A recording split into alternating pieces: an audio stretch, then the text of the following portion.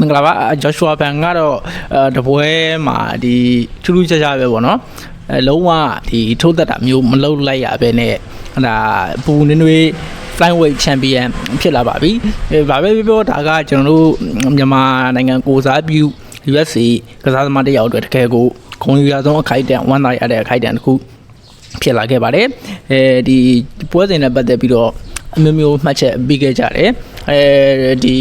ကိုရီကတော့ကိုယ့်ရဲ့ဒီကစားသမားဖြစ်တဲ့ဂျော့ရှွာဘန်ကိုပဲအားတာခဲ့ကြတယ်ဒါပေမဲ့ဒီဘာတဝမ်ပိသက်တွေရဲ့ပြန်မြအကြိုတင်ခံမှန်းချက်တွေကိုကြည့်မယ်ဆိုရင်တော့ဒီပန်တူဂျာဘက်ကိုအနှဲငယ်ပို့ပြီးတော့အားတန်ခဲ့တဲ့အခြေအနေမျိုးကိုကျွန်တော်တွေ့ခဲ့ရတာပါဒါပေမဲ့တကယ်တမ်းထိုးသက်တဲ့အခြေအနေမျိုးမှာဒီဘယ်လိုပြောမလဲဒါကအခက်မတင်ဘူးဆိုတာထက်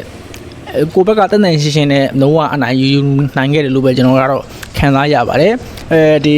ဂျော့ရှွာဘန်အနေနဲ့အောင်ပွဲခံဖို့အတွက်ကတော့နည်းနည်းလေး fee တော့အောက်တာပေါ့ဗျာသို့တော့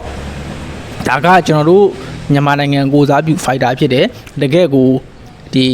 UFC သမိုင်းတစ်လျှောက်မှာပထမဦးဆုံးသောဒီမြန်မာနိုင်ငံကိုစားပြု fighter တစ်ယောက် champion ဖြစ်လာခဲ့ပြီးဖြစ်ပါတယ်နောက်ထပ်ဒီဂျော့ရှွာဘန်နဲ့ပတ်သက်ပြီးတော့စိတ်ဝင်စားဖို့ကောင်းတဲ့ဒီ